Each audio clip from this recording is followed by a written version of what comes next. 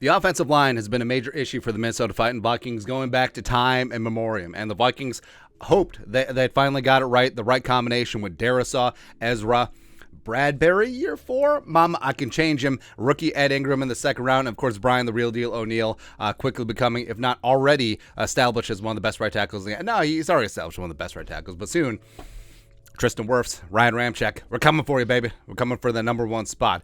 And the Vikings have generally been savaged by Pro Football Focus. PFF, the Vikings frenemies, hasn't been great grading-wise, whether going back to Oli Udoh, whether being Garrett Bradbury, the lowest graded pass-blocking center for the last 3 years running, going back to Pat Elflein, all that stuff. But Pro Football Focus finally showing some love because the Vikings earned it, because the offensive line is actually getting their ish together with Chris Cooper, the new offensive line coach, as well as Wes Phillips, the new OC, who does have some offensive line coaching background, and Kevin O'Connell, the new head coach. He was a quarterback, so he knows just a little something about quality offensive line play. So Pro Football Focus graded Brian O'Neill 90.0. Not 0.0, 90.0, highest run blocking grades among tackles, not just right tackles. As you see, Trent Williams, generational left tackle, just in there chilling, massive, just man-sized mauler. There you go. Penei Sewell, absolute physical freak, fantastic pickup for the Detroit Lions. They got Tristan Wirfs. Oh, yeah, that guy. That guy. Go Hawkeyes. But Brian O'Neill did better than them all. The Vikings rolled up 4.5 yards per carry. Dalvin and Madison were picking up nice chunk yardage against the Greasy, Grimy Green Bay Packers, and everything was good. Absolutely everything was good. Then you got rookie Ed Ingram and PFF Mike Renner. He of the Bachelor fame, top 15 NFL rookies week 1. And looky, here comes Hookie. Ed Ingram at guard for the Vikings, a 79.3 grade. While Ingram took his lumps in pass protection, notably the sack against Rashawn Gary, him and Preston Smith were on the same side playing some games, as well as Kenny Clark got a couple Kenny Clark pressures, but of course it's Kenny frickin' Clark. And it's clear that Joe Barry, the Packers DC, was targeting him early on in the game, but halftime adjustments went away, and then Kenny Clark went to witness protection. It's kind of nice, man.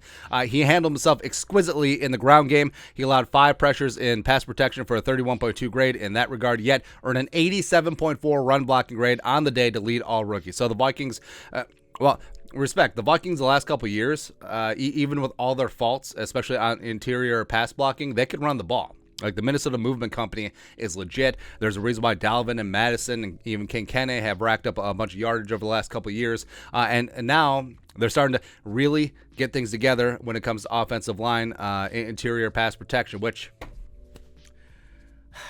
we're just hoping. We're just sitting, waiting, wishing that this is it. That's it. Where Darrisaw rounding into form, everyone's calling him the next Trent Williams. Maybe he is.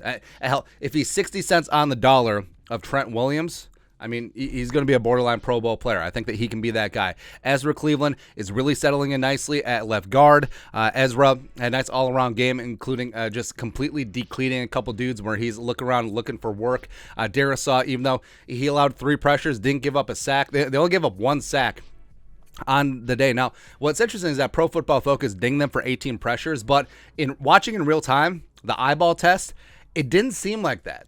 It just didn't. And maybe that's because, respect to Kirk Cousins, because it does seem like Kirk is better at moving and shifting in the pocket. Now, that could be part and parcel with having better pockets overall, but the last couple of years, maybe a handful of those pressures, instead of 1 sack, they turn into 3. They turn into 4, 5, 6. And then it's very noticeable, that pressure. But the fact that the Vikings came out of it cleanly, put up a big offensive day, that's a big credit to the offensive line. That's a credit to Kirk Cousins. That's a credit to coaching. That's a credit to everyone. And it starts and ends with Bradbury, because Ed Ingram's going to be fine.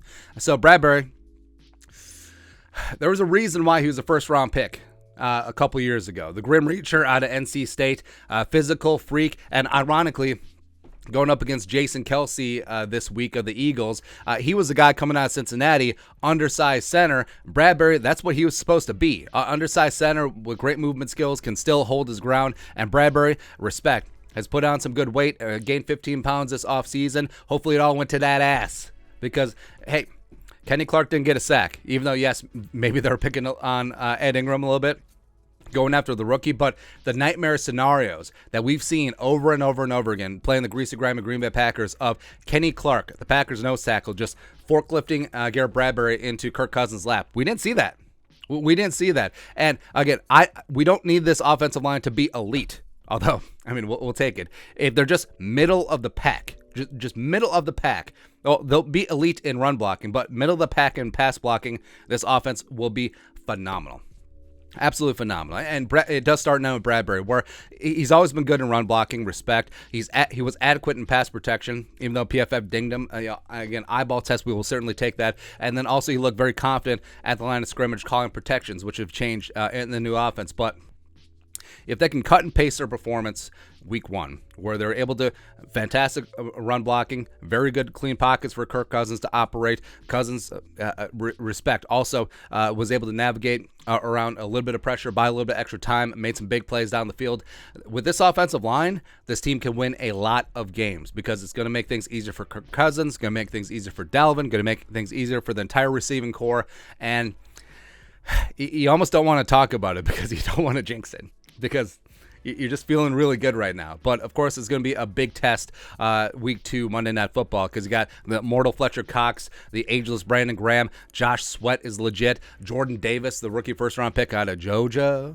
So they're going to be tough. But every single game is going to be tough because generally every team around the league has at least 1, 2, sometimes 3, 4, 5, 6 mofos in that front seven that could bring heat, no matter if they're edge rushers or interior guys. But I mean, they held up well. Again, the Packers, they didn't have any major injuries on that defense, and that front seven, that secondary, that defense as a whole is supposed to be one of the best in the league. But they kept Rashawn Gary in check, minus that one time. They kept Kenny Clark in check, minus a couple pressures. They kept Preston Smith in check, Dean Lowry and company. So, again, it's okay to be hopeful. Like, we're not trying to get over our skis saying Super Bowl homeboy, but we're also not saying that. But it is okay to feel hopeful that the Vikings finally may have found the combination to the lock that will finally unleash this offensive line. Just stay the course and keep improving. The chemistry is only going to get better because, remember, this is the first regular season game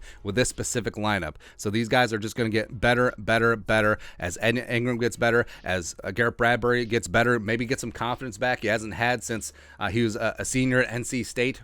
Let's go, man. Let's go, baby.